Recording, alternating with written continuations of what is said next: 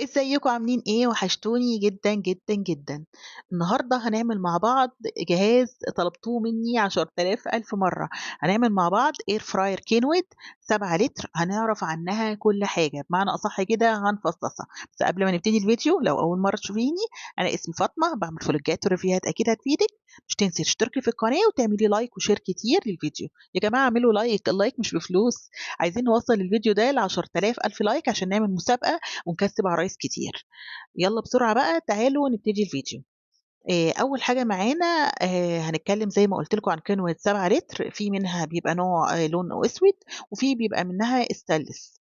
ده النوع اللي لونه أسود معايا كنوة صناعة صيني، 1800 واط، 12 برنامج. هنعرف بقى النهاردة كل حاجة عنها.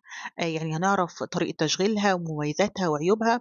تابعيني بقى في الفيديو ده علشان هتستفادي جدا لو عايزة تشتري الاير فراير، وهقولك على شوية حاجات تاخدي بالك منها قبل ما تشتريها. يلا بسرعة تعالوا نبتدي الفيديو. أول حاجة ده بيبقى شكلها كده زي ما احنا قلنا، إن في منها لون أسود، في منها استانلس. الفيشة بتاعتها ثنائية مش ثلاثية، ودي حاجة كويسة. يعني مش بتحتاج محول ولا أي حاجة.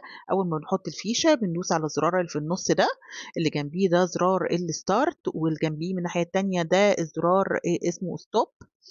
وفي زرار كمان اسمه تشيك، ده بيديكي انذار علشان تقلبي اللي موجود في يعني بتقلبي في نص المدة اللي موجود في الاير فراير. وفي كمان زرار بنسخن بيه القلاية قبل ما نبتدي، ودي حاجة مهمة جدا ان احنا لازم نسخن القلاية قبل ما نبتدي. هي 12 برنامج. اول زرار الكريسبي. وبعدين إحنا لو دلوقتي عايزين نشغّل الكريسبي ده، هنروح جايين دايسين على زرار الكريسبي، وبعدين نروح جايين دايسين start. هو بيبقى قايل لِك درجة الحرارة، وبيبقى قايل لِك الوقت اللي بيحتاجه قد إيه. على فكرة الوقت بتاعها بيبقى مضبوط، ومش بتحتاجي إنِّك تزوّدي عليه ولا تغيّري المدة ولا أي حاجة. الوقت اللي هُم بيبقوا حاطينه بيبقى حقيقي. ودي بقى البرنامج فيه بطاطس فارم فريز، وفيه بطاطس عادية بتاعة البيت. الفارم فريز زي ما أنتم شايفين تاني واحدة ديّة، اللي معمولة على شكل باكت بطاطس، دي الفارم فريز. وفي الناحية التانية دي البطاطس العادية، برضه بتحددي وتروحي جاية دايسة على start، وتروحي جاية هتروح جاية شغالة معاكِ على طول.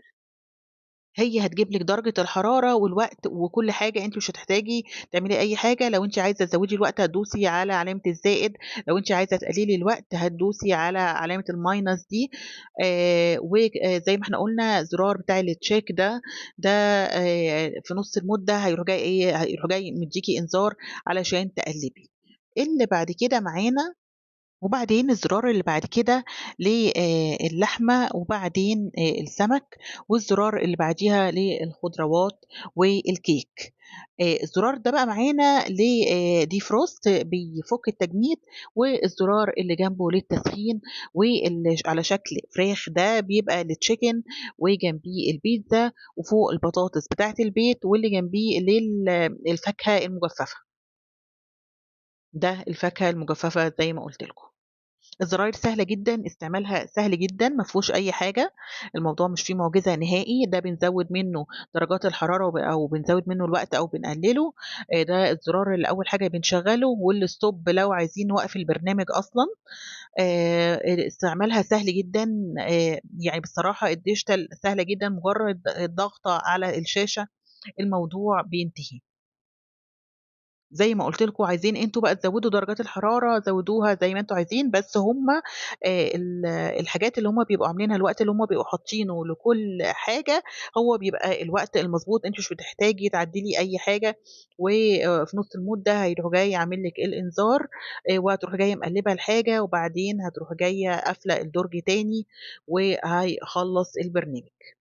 طبعًا هو في ورقة ملزوقة دي عليها كل الحاجات. أنتِ لسه قاعدة لحد دلوقتي؟ بدل بقى لسه معايا لحد دلوقتي، انزلي اعملي لي comment حلو، وقولي لي كلام حلو كتير. ده بيبقى شكل الحلة من جوّه زي ما أنتم شايفين كده. بيبقى فيها شبكة طبعًا. أنا شِلت لكم الشبكة عشان تعرفوا تشوفوها. هي واسعة جدًا، تقضّي لحد فرختين. بس بقى لو هتحطّي فرختين، حطّي فاصل بينهم، يعني تحطّي شبكة بينهم هُم الاتنين.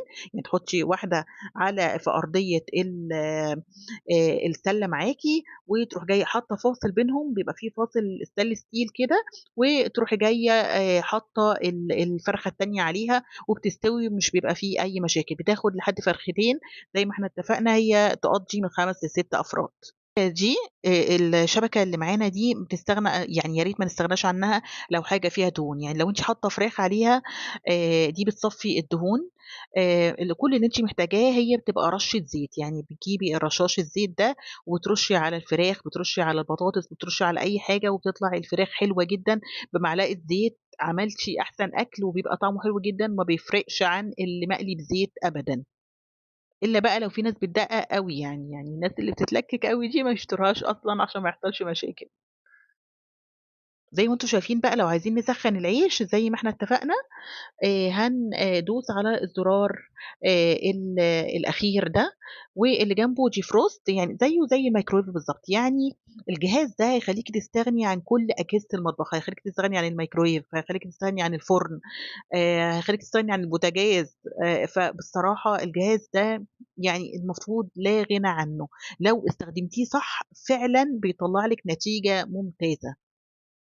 دي بقى اللزقة اللي أنا قُلت لكم عليها، الورقة اللي بيبقى مكتوب عليها البرامج بتاعتها، للأسف كينوود زي فيليبس هي ضمانها دولي، يعني هتطلّعي في الضمان بس هتبقى على حسابِك، ده العيب اللي في كينوود وفيليبس بصراحة، يعني لو باظت هيصلّحوها لِك بس على حسابِك.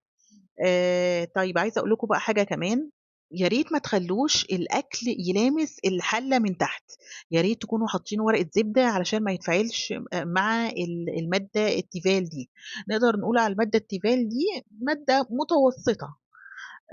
فيعني يُفضّل إن مش نخلّي الأكل يخلّيها تلمس الأكل، علشان مش تتفاعل مع الأكل ويبقى الأكل مُضِر. رأي الدكاترة بصراحة إن هي نستخدمها مرّة واحدة في الأسبوع، مش عارفة ليه، هُم بيقولوا إن هي ضارة، أنا بصراحة مش عارفة، يا ريت لو في أي دكاترة بيتابعونا يقولوا لنا ليه.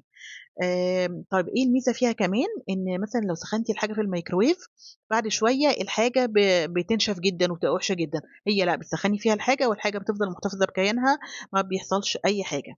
لو أنتِ بقى لسه بتشوفيني لحد دلوقتي يالّا انزلي اشتركي في القناة.